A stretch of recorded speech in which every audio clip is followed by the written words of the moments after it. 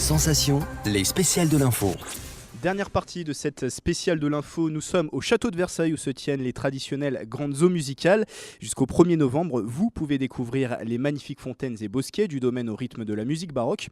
Ultime invité de cette émission, Pierre-Olivier, bonsoir. Bonsoir. Vous êtes le responsable de l'accueil des publics de Château de Versailles Spectacle.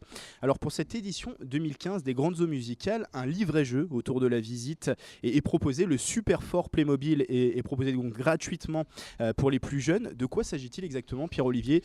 À quelle tranche d'âge s'adresse-t-il ? Qu'est-ce que vont pouvoir y trouver les jeunes ? Alors c'est un livret qu'on va proposer pour nos jeunes visiteurs, et ils sont nombreux. On est content d'accueillir beaucoup de familles dans les jardins de Versailles. C'est souvent une visite familiale.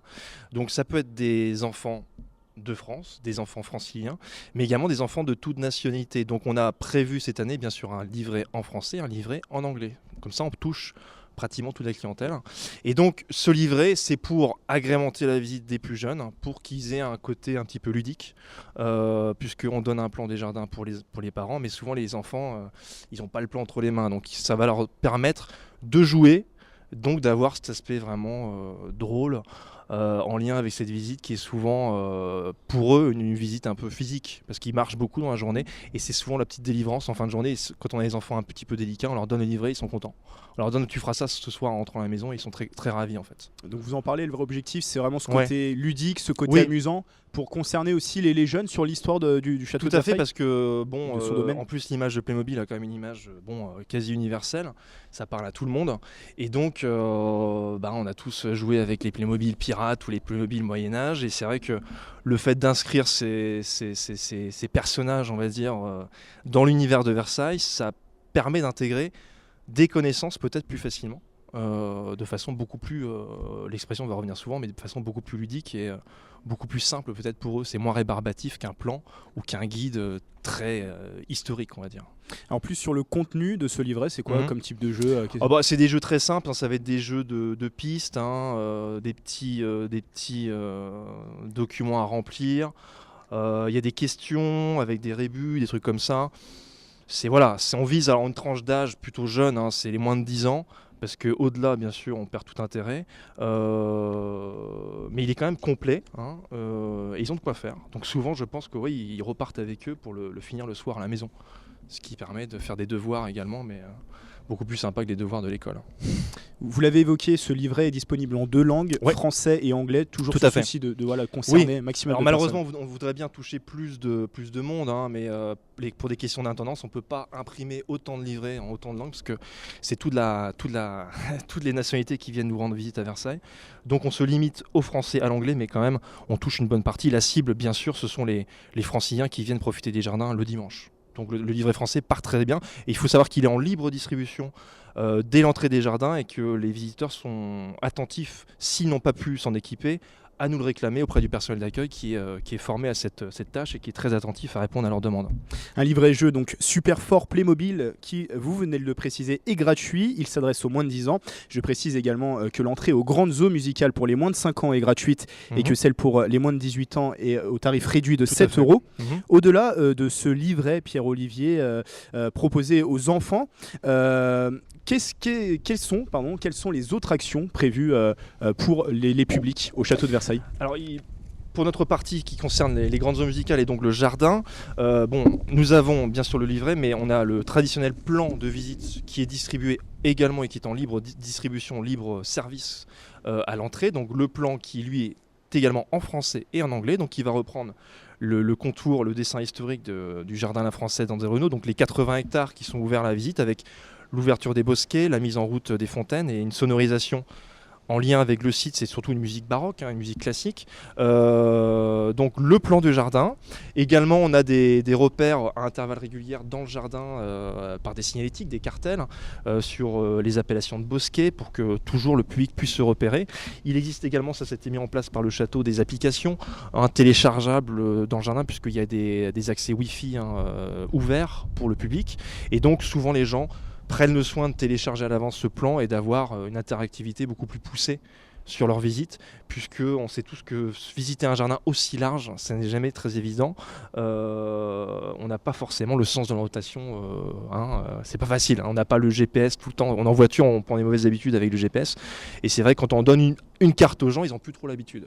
Mais encore une fois, on a du personnel qui couvre l'ensemble du périmètre et qui est en mesure de les renseigner, de les aiguiller si vraiment ils se sentent perdus et qu'ils cherchent un endroit particulier dans le jardin, un bosquet, une statue, une fontaine. On les rend de la meilleure façon possible. Donc carte personnelle, application smartphone. Est-ce qu'il y a également par exemple des audio guides pour Alors non, il n'y a pas d'audio guide dans le jardin.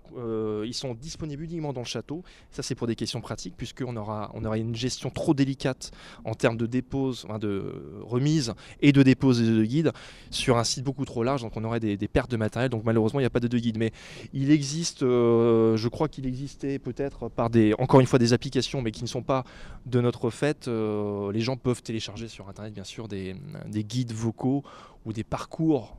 Il y a toutes sortes de choses maintenant disponibles à portée de main, mais il n'y a pas de guide pour les jardins en tout cas.